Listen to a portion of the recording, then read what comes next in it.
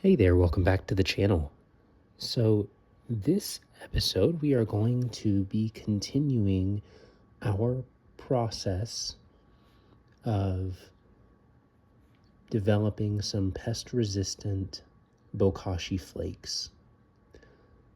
The last time we checked in on this, we were actually taking the whey from our milk that we had mixed with some inoculant,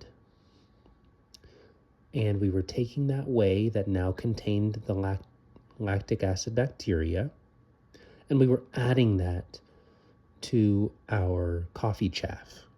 So that's what you see here in this bag, and I'm going to go ahead and open it up. But it's been sitting there for 2 weeks, and we allowed it to ferment. So I'm going to go ahead and open it up. I'm going to expect a slightly fermented smell, so I'm going to go ahead and take a little whiff.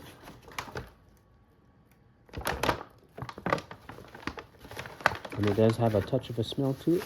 Can't quite make it out yet, but I put it in that paper bag just to keep it dark. This is what we've got here.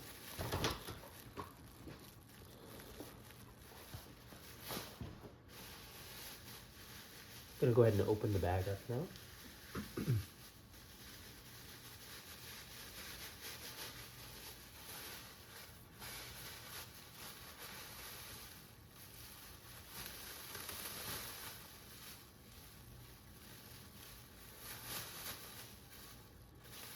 I'd love for you to have a look inside, so I'm going to go ahead and bring you over so that you can take a look.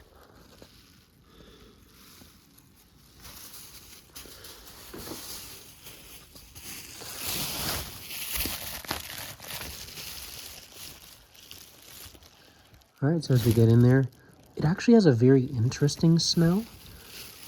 It's actually a mix of smells, and I didn't quite smell this when I was working with the wheat bran, which is typically what's used to make the Bokashi Bran.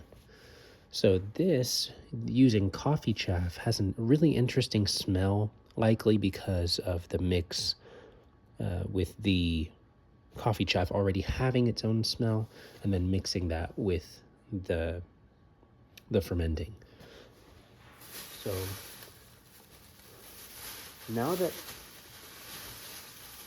this chaff has been colonized, the next goal is going to be to dry it out for long-term storage. So that's why I've got these 3 lids here. They provide kind of a flat surface that I can set out, and as I spread out the chaff, it will allow it to get exposed to the air and to dry out so that I can store it. So I'm going to go ahead and spread the chaff out the best I can on these 3 lids.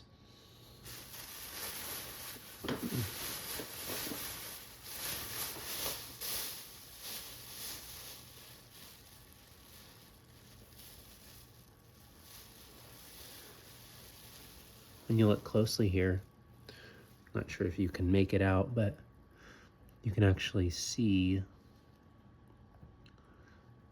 some of this. There's like some fuzz on it actually right around here, which shows us that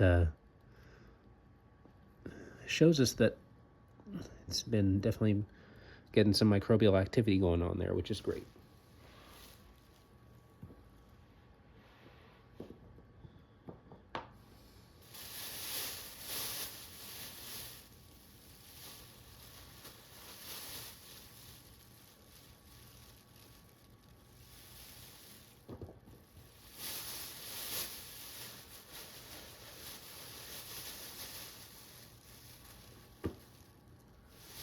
I don't even quite know how to describe the smell.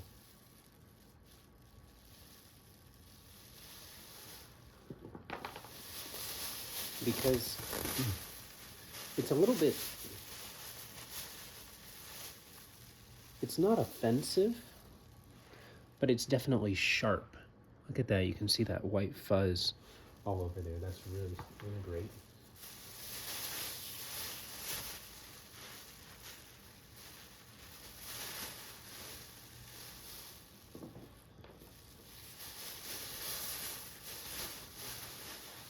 And you can see that the chaff really clumped up. So I'm going to do my best to try to break up those clumps.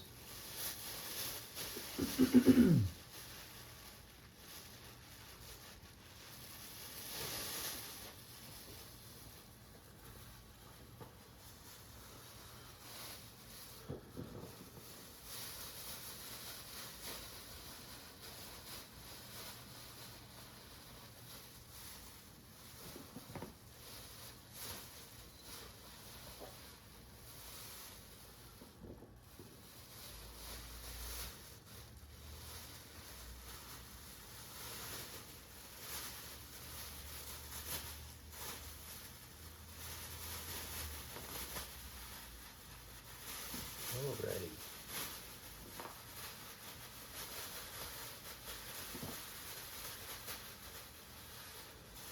Ooh. Alright, well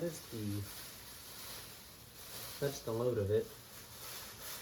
There is a little bit that stuck to the inside of the bag, but not a significant portion. So I'm just gonna try to work this out a little bit into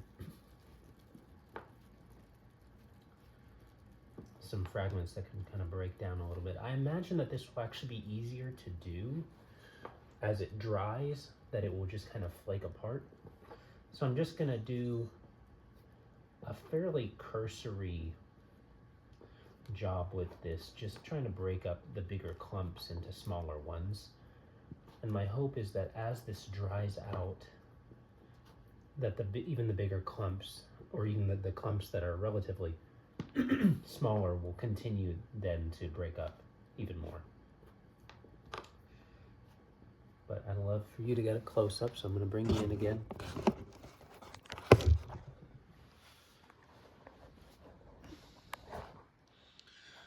Just take a look at that.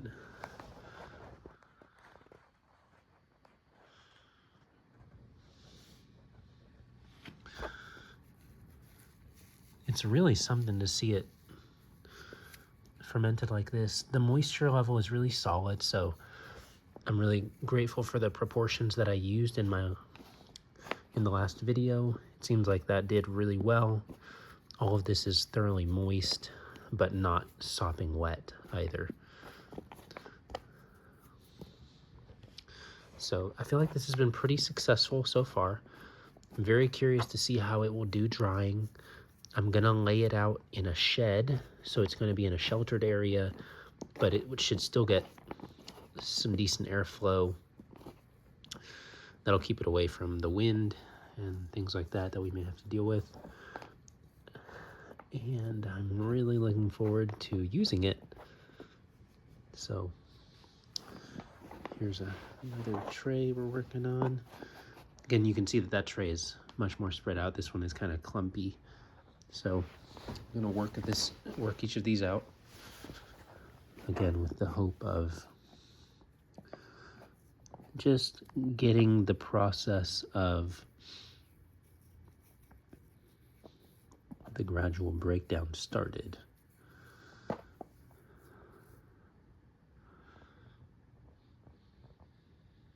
But look at that. There's something else. So this is going to be a really neat experiment overall, just because I do get this for free.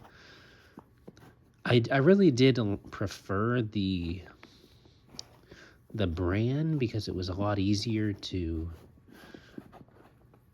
I felt like this process of breaking it up and the uniformity of the Bran and the way it didn't really clump very much. And even when it did, it was fairly easy to break up with a tap of a hammer or something like that.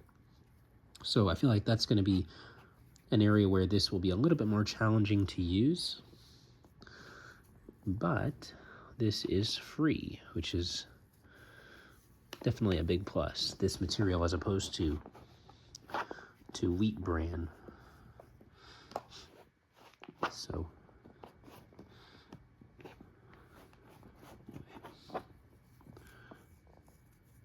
just spreading that out as best we can. I'm gonna just go ahead and accelerate this a little bit more. And outside of any major clumps, I'm just gonna move on.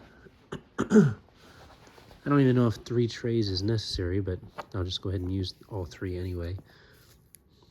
In the morning, I will take this out to the shed.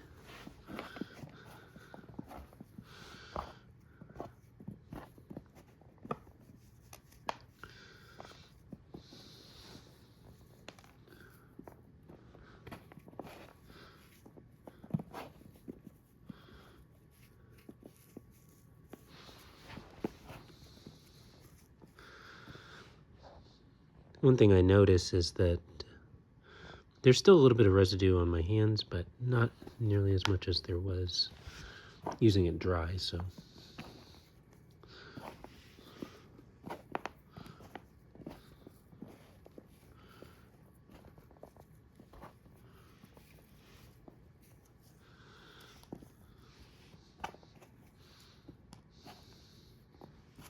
Even working it like I am, I don't feel like it's really that bothersome. It's not really super messy, so that has been a neat plus. So this is the batch that I've got. One other big pro that I would say of using wheat bran is that I feel like each batch can go a lot farther.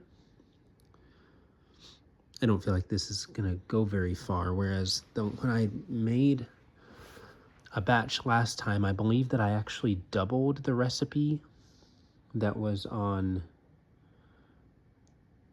Fraser Valley Rose Farm on their video, and that batch has lasted me over a year. So that is really effective. Whereas these 3 trays, I'd be surprised if that lasted me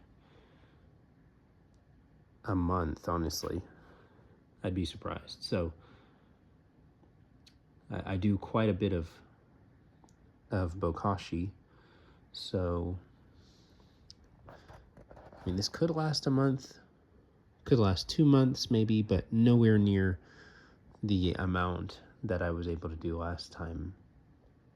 So that is another slight con of this. Another substrate that I would consider using would be sand, but sand is kind of a limited resource. I've been watching videos recently about how the amount of sand across the world is just kind of vanishing. So for a couple of reasons, that might not be a good substrate to use. I imagine the cost would go up over time, and I just don't want to be using something that could be put to better use elsewhere. So I might try to look for another substrate alternative.